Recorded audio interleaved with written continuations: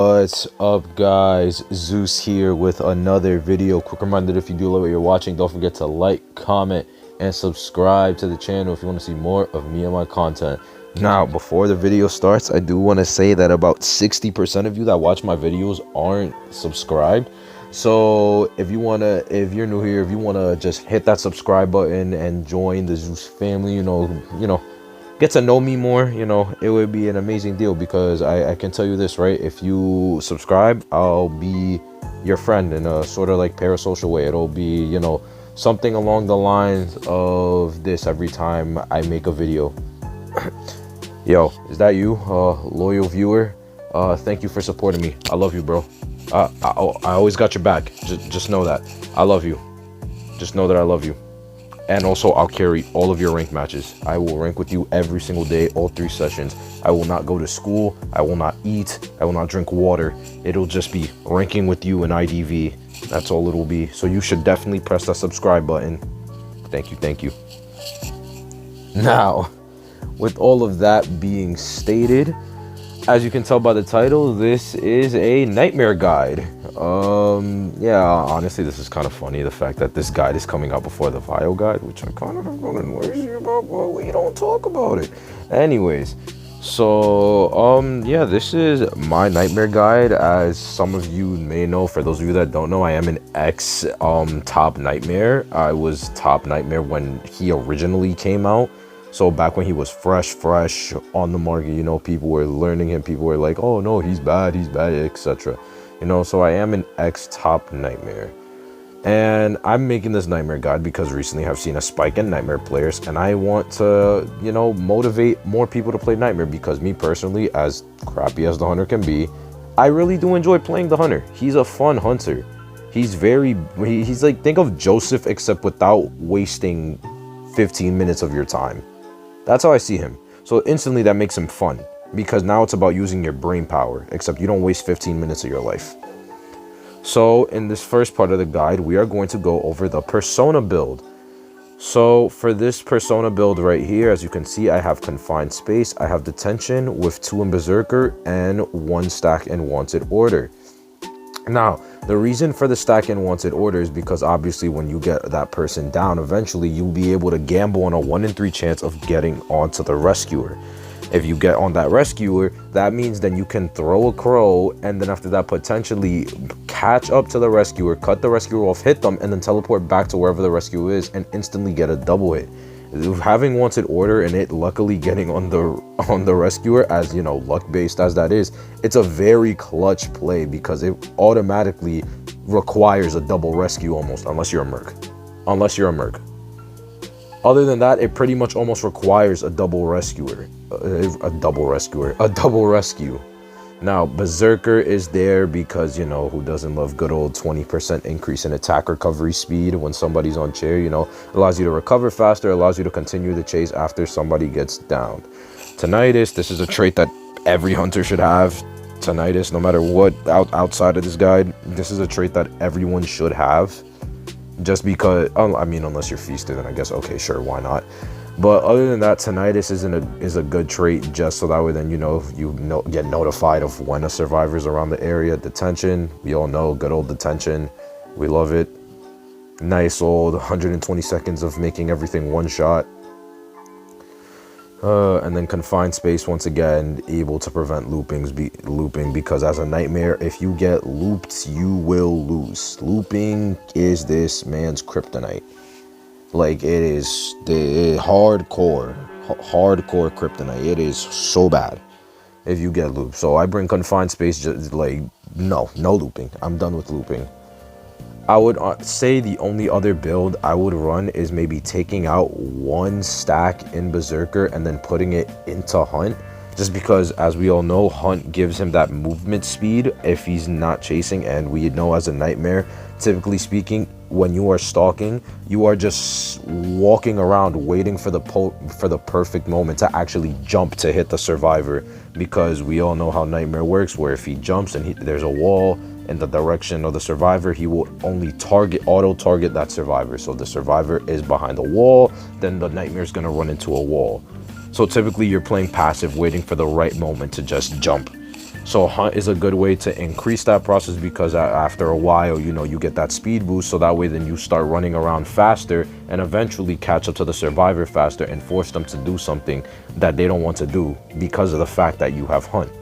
As in, let's say somebody's looping like a pallet on Moonlit, and you're walking around through Godkai, those like two little pallet areas where that chair is. You're just looping around that, and then eventually, once you have hunt, you can just start walking back and forth, back and forth, back and forth, back and forth, and then eventually jump onto the survivor and get that hit. So it's really up to depending on whether you want to do. I play a more aggressive Nightmare playstyle, or I just hunt and I just mind game with just how I move. That's why I bring the 2 in Berserker, because I also want to abuse Wanted and just cut anybody off, or to keep tabs on somebody who's decoding. But all in all, I would say this is definitely, in my opinion, his best build, just because for me specifically, this has been his most consistent build, just because it's pretty much picking up slack for what he can't do already. So with that being said, now we're going to then show off some gameplay, and we're going to move on into the specifics of the character's kit. So editing Zeus whenever you feel like it, add something cool, and yeah, we'll get started. Thank you, editing Zeus. Now guys, as past me stated, we're gonna get right into the specifics of Nightmare's kit. Now, Nightmare's little gimmick is that he's a crow guy. He likes his crows, he likes his little birds, you know, he's a man of culture. He has a, you know, a mask, but he has a plague mask on, you know, he has a beak on that, you know, he's a crow guy. So now, Nightmare's first ability is the ability to throw a crow at any survivor or rocket chair on the map. Now, this crow will fly around in a circle for roughly around 20 seconds. And if it is uninterrupted, then after those 20 seconds, it will disappear. However, if a survivor goes to a cipher that has a crow on it, the crow will then instantly show where the survivor is and highlight the survivor in red for an additional 20 seconds. So in theory, you could throw a crow at a cipher, and at the 19th second, a survivor comes in and then gets that crow latched onto them, and then after that, the crow will be around for another 20 seconds. And at that, it will also then show you exactly where the survivor is and where the survivor goes for the next 20 seconds. Additionally, this crow also gives a 10% decode debuff to a survivor that is decoding while there is a crow on the cipher. So, you know, he gives them some kind of map pressure. Nightmare's also other ability is once he gets first presence, he will then be able to teleport to a crow on the map, and you can choose what crow on the map you want to teleport to by holding down the skill. Now, as for Nightmare's main ability, his main ability is stalking. And no, not like your creepy ex that still wants you back even though you've rejected them over 4 times. The stalking ability will allow Nightmare to lock onto a survivor and then leap at them and attack them for 1 normal amount of damage. So as I did earlier on the Prospector, while I was locking onto him, I was able to just jump at him, so that way then I can, 1, close distance, but also inflict damage on him and injure him. When he reaches full presence, Nightmare will then be able to do 2 jumps towards a survivor. And the lock will also lock on faster compared to normal. We're going to see that pretty soon, where my lock on speed is way faster than normal compared to how it would usually be. And as well, the 2 jumps is good. It does come in clutch. Those 2 jumps really do be hitting different. Those 2 jumps allow you to be able to handle harassing survivors. So now, with that being said, now that we've gotten into the specifics of Nightmare's kit, what he does, where he does it, when he can do it, we're going to get into how exactly to play Nightmare. Now, for me, I would say your best possible bet for playing Nightmare is being able to just control the ciphers, especially late game. You want to snowball off of late game heavily. You do not want to be put in a position where even if you try to hit off of late game, you're so stuck in deep shit that you can't get yourself out of it. Now, what do I mean by this? I'm saying that you need to accept the fact that you are going to get kited in the early game. Nightmare is a hunter that almost has close to no chase. Nightmare is pretty much as an M1 hunter with pretty much no other ability to inflict damage, because he doesn't have anything that can do chip damage or can do a full hit of damage that doesn't involve him being put in attack recovery. So Nightmare is pretty much an M1 hunter, which means as Nightmare, you need to be very patient to time your hits. Otherwise, you're going to be kited, you're going to be looped, you're going to be, destroyed. Especially since, really, you can just pallet spam against the Nightmare and that's it. You won't be able to do anything.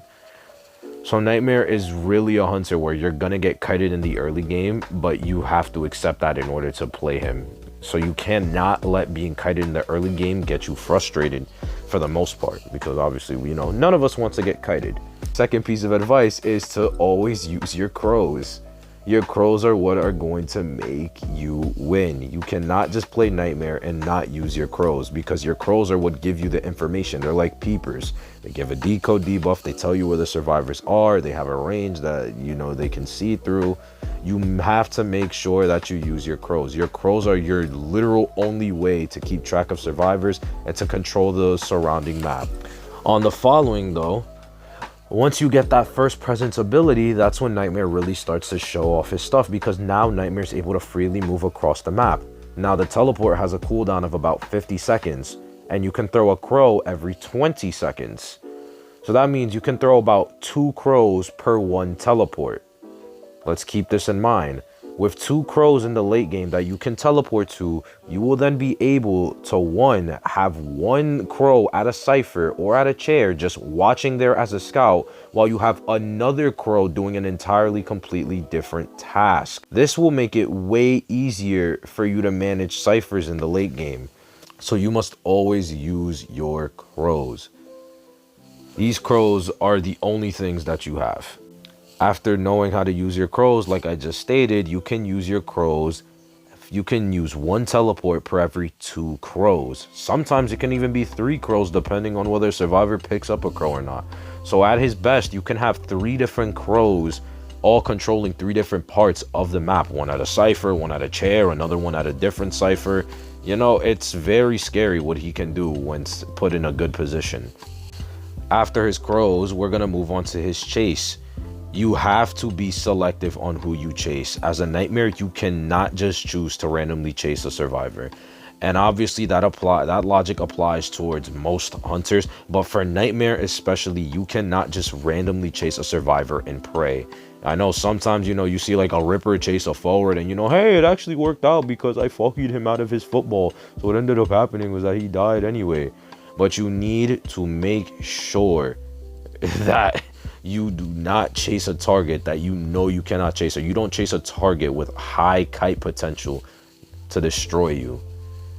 Like me right here, I'm chasing an Embalmer. I'm chasing a little Aesop, okay? Because I know Embalmer has no kite potential besides his coffin. So all Embalmer is just raw kiting and running towards pallets. Me knowing this, I chase the Embalmer over the Seer, who has an owl that will eat 1 free hit, or the Mercenary with elbow pads. And Mind's Eye, I would chase a Mind's Eye over an Embalmer, but I can't find the Mind's Eye because we all know Mind's Eye excels at hiding. On the other chase tip, like I did earlier on the Embalmer, you need to, I would say, heavily respect pallets. Just heavily respect pallets. Nightmare just has a fast swing. He just can't. He's a hunter where like, okay, my swing is so fast, like I can just say, okay, I'll just stand here, or I'll just bait you into thinking I'm gonna go in and then I'll swing. He's like Naiad. You see Naiad's fast swing speed? He has that. And I've tested it before. You can raw pallet swing a forward. And what I mean by raw pallet swinging is that when the forward begins the animation for pallet drop, or is already halfway through the animation for pallet swap, you can still hit him from the pallet. It is possible. You don't need to swing early. You don't need to do any of that. You can still hit him beforehand. And that is honestly great, because it gives him something. You feel me? It gives him a little bit of something. Moving on from chase and the overall chase aspect, we go on to his abilities and when to pressure ciphers. For his ability, I would say his main ability is Blink. I don't see why you would carry any other ability. Maybe Teleport, but Teleport is if you're confident in your nightmare as well as your mind gaming abilities. I bring blink because personally I just like the knowing the fact that I can secure myself a down after getting that first hit, because you know it's almost impossible to miss with lock on as nightmare when you blink. So me personally, I just always like to bring blink. But hey, teleport if that's your fancy. Other than that though, I would say your only reasonable ability to bring would just be blink for situations like this. Perfect timing. So yes, blink, blink, blink. Just bring blink. Don't be hesitant to use that blink either. Spam that blink as much as you can. Now, knowing when to pressure ciphers. As you can see over here, I started just throwing the crows everywhere. I'm throwing the crows at the cipher that is being worked on, because I know that that crow is going to give a debuff. Now, here my priority was getting the rescue, was at least injuring the rescuer or trying to get another down, which is honestly the worst call. What I should have done from here was just instantly after I hit the Sears Owl, just pressure the Merc instead, let him rescue the Mind's Eye, do whatever he wants. Because now I get into a situation where, okay, if the Cypher gets primed, I get put in a tie position. And we don't want tie positions. We want win positions. So now the Cypher pops, and just like as I stated, etc. happened. What should be done as Nightmare is when you're hit around the 2 Cypher mark, that's when you just want to be teleporting every 50 seconds. You want to be going around that map like you're a Wu-Chang. You need to be throwing your crows at every Cypher that you see wiggling, at every rocket chair that you put a survivor on. You need to make sure that your presence is known so the survivors are scared to decode. And when they are decoding, you catch them off guard and you can get either a free hit or a free down. As for late game, the same applies. There are only 2 gates and you can throw 2 crows within the span of 1 teleport. You throw a crow at both gates, one at the gate that's farther from you, another at the gate that's closer than you, and you can pressure those gates. Now, the reason I say the reverse order is because if you are closer to a gate, there is no need to throw a crow at the gate you are closer to. That is a waste of a crow, especially when you have a teleport. Because if you can throw a crow at a gate that's farther than you, what ends up happening is that, okay, you know whether a survivor is within the radius or is it not within the radius of the crow, and you can either decide based on what survivors at the gate currently or how many survivors are at the gate currently, whether to teleport to the opposite gate or to just stay at your current gate. So that is why I always say you throw a crow once ciphers are popped to the farthest gate. Not the closest gate, the farthest gate. You do the closest gate after, or you just switch back and forth between the gates. And now as we can see here, prime example of me doing that, I see that the Mind's Eye is opening up a gate. I just say, no, I'm not dealing with it. I teleport, and then after that, I knock the Mind's Eye. And look at that, me throwing my crows down at both gates were keeping the survivors off the gates. They were scared. They didn't want to mess with me. They didn't want to do anything at all involving decoding those gates. And now I went from a tie position into having a win. With that being said, guys, that is going to be the end of the Nightmare Guide. I hope that you all learned something from this guide. I hope that this guide was actually really helpful for people who want to learn how to play the character, and also just maybe people you want to know how to play against the Nightmare. And this guide helps you, okay, I know what this Nightmare is going to do, or what he should be doing, or what he can be doing, so I know what to do so I don't get caught tripping and I'm not caught lacking. So thank you all for watching this video. Again, do press that subscribe button and make sure to like the video and share the video around to friends or to people if you think this video will help them. And with that being said, I'm Zeus and I'm out. Love you all. Thank you for watching.